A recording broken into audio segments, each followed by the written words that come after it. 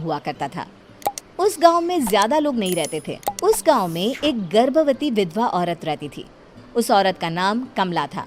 कमला अपने घर में अकेली रहती थी। उसके पति की सारी जायदाद उसके नाम हो गई थी, पर सभी गांव वाले उस औरत को मनहूस औरत समझा करते थे और सभी उससे नफरत किया करते थे। एक बार कमला राशन की दुकान पर खाने का सामान खरीदने जाती है। भैया जी, जरा 1 किलो दाल चावल देना। अरे हाय हाय हाय हाय हाय हाय! अरे मनहूस औरत, मेरी दुकान में अपशुगन करवाने आ गई क्या? हैं? चल जा यहाँ से, मैं कुछ नहीं देने वाला हूँ तुझे। भाग भाग यहाँ से, चल जा, निकल। भैया जी, ऐसा मत कहिए, मैं गर्भवती हूँ, मुझे खाने की बहुत ज़रूरत है, मुझे खाना दे दीजिए। दुकानदार कमला को वहां से धक्के मारकर भगा देता है। तभी कमला रोते रोते उस गांव के किन्नरों के इलाके में आ जाती है। गांव वाले किन्नरों को उसी इलाके में रखा करते थे, क्योंकि वो लोग किन्नरों को पसंद नहीं करते थे और उनके इलाके में रहने से मना करते थे।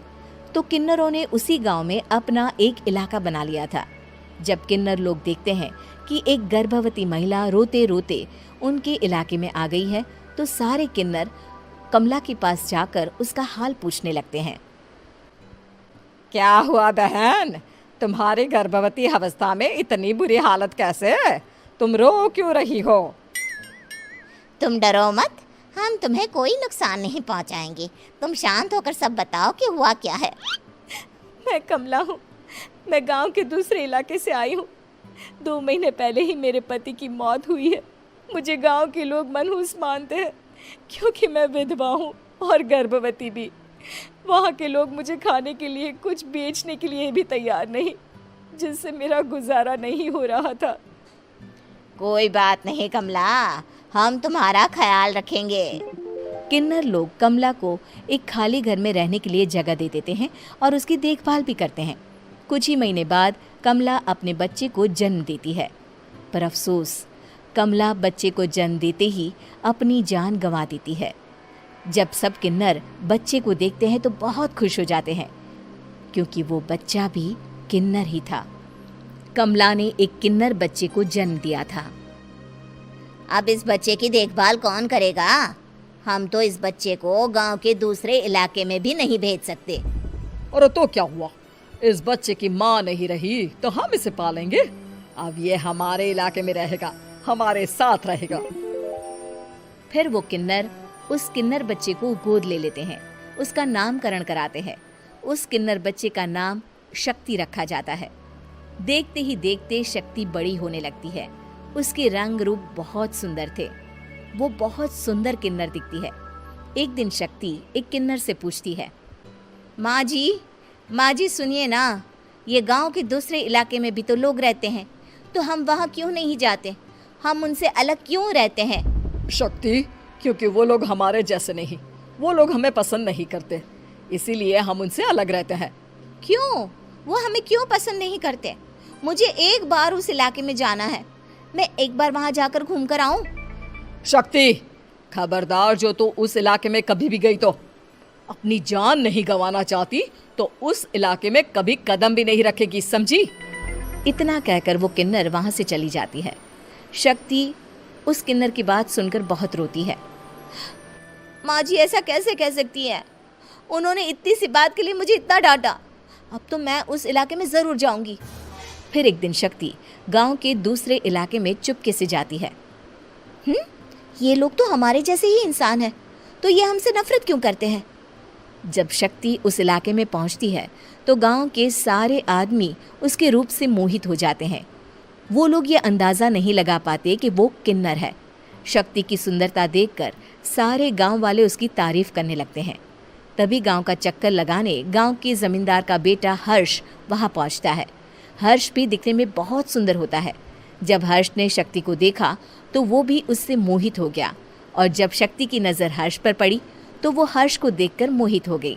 आपको पहले कभी इस गांव में देखा नहीं। इस गांव में आप नए हैं क्या? जी नहीं, वो मैं बस। तभी शक्ति बोलते बोलते रुक जाती है और मन में सोचने लगती है, अगर मैंने इनको बता दिया कि मैं दूसरे इलाके से आई हूँ तो वो समझ जाएंगे कि मैं किन्नर हूँ, इसलिए मुझे इनसे झूठ ही बोलना पड़ेगा। शक्ति हर्ष को कहती है, जी हाँ, मैं इस गांव में नई आई हूँ, यहाँ अकेली रहती हूँ। वैसे आप कौन है? आप भी इसी गांव में रहते हैं? जी हाँ, मैं इस गांव के जमींदार का बेटा हूँ। आपको किसी भी चीज की जरूरत पड़े तो आप मुझे बता देना, मुझे अच्छा लगेगा। ऐसे ही शक्ति और हर्ष एक दूसरे से रोज मिलने लगते। वो दोनों अपने प्यार का इजहार करने एक दूसरे से मिलने जाते हैं। तभी शक्ति का पीछा करते करते एक किन्नर वहां आ जाती है। शक्ति, शक्ति, मैं तुमसे बहुत प्यार करता हूँ।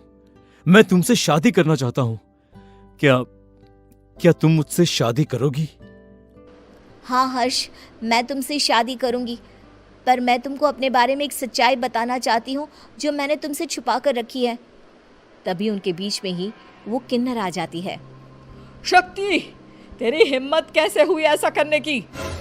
वो किन्नर शक्ति को खींचकर गांव के जमींदार के पास ले जाती है। हर्ष भी वहां शक्ति को बचाने के लिए पहुंच जाता है। जमींदार शक्ति और हर्ष के प्यार के बारे में सुनकर गुस्से में आ जाता है और शक्ति को गांव के बाहर निकालने की सजा देता है। शक्ति ये बात सहन नहीं कर पाती और कुएं में कूदकर अपनी जान दे देती है। जमींदार हर्ष की शादी गांव की एक लड़की से करवा देता है, पर हर्ष इस शादी से खुश नहीं होता। शक्ति अपना बदला लेने के लिए मरने के बाद किन्नर चुड़ैल बन जाती है। अब मैं इन गाँव वालों को नहीं छोड़ूंगी, अब इनसे मैं अपने प्यार का बदला लूंगी। किन्नर चुड़ैल गांव वालों को परेशान करना शुरू कर देती है। एक बार वो रात को गांव के खेतों में पहुंच जाती है और वहां आग लगा देती है।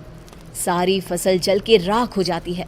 जब एक आदमी रात को उठकर देखता है कि खेत में आग लग गई है तो वो वहां पहुंच जाता है। वो देखता है कि खेतों के बीचों बीच एक किन्नर चुड़ैल खड़ी है और वहां खड़े होकर ताली बजा रही है। गांव वाला किन्नर चुड़ैल को देखकर बेहोश हो जाता है। जब सुबह उस आदमी को होश आता है तो वो सीधा जमींदार के पास जाता है। अरे जमींदार साहब, अरे वो किन्नर चुड़ैल ने मेरी सारी फसल जला दी। अब मैं क्या करूंगा? क्या होगा मेरा? जमींदार चुड़ैल किन्नर का नाम सुनते ही सब कुछ समझ जाता है। अब वो बहुत डर जाता है। उसी रात को जब जमींदार डर के मारे अपने कमरे में सो नहीं पाता, तभी वहां अचानक से किन्नर चुड़ैल आ जाती है। किन्नर चुड़ैल जोर जोर से जमींदार के आगे खड़ी होकर हंसने लगती है और ताली बजाने लगती है। जमींदार उस डरावनी किन्नर चुड़ैल को देखकर बहुत डर जाता है। तूने मेरे साथ बहुत बुरा किया, अब मैं तुझे जान से मार दूंगी। नहीं नहीं नहीं नहीं नहीं, मुझे माफ कर दो, मुझे मत मारो। मैं कभी ऐसा दोबारा नहीं करूंगा। अब तुम जो बोलोगी वही मैं करूंगा। ठीक है, मैं चाहती हूँ कि किन्नर इलाका गांव के इलाके से जुड़े और गांव का कोई भी आदमी किन्नर समाज से द्वेष ना करे, उससे नफरत ना करे, नहीं तो मैं सारे गांव को मार दूंगी। और तुम गांव में एक नया कानून बनाओ कि अगर किसी ने भी किन्नर समाज को हानि पहुंचाने की कोशिश भी करी या इनसे भेदभाव करने की भी कोशिश करी तो उनको कड़ी से कड़ी सजा मिलेगी। हाँ हाँ हाँ हाँ, मैं ऐसा ही करूंगा। तुम जो बोलोगी वो मैं करूंगा, पर मुझे जाने दो प्लीज। तब वो किन्नर चुड़ैल वहां से चली जाती है। गांव का जमींदार किन्नर चुड़ैल का कहा मानते हुए दोनों इलाकों को एक कर देता है और नया कानून भी लागू कर देता है। तब से वहां किन्नर समाज और बाकी गांव वाले शांतिपूर्वक रहने लगते हैं।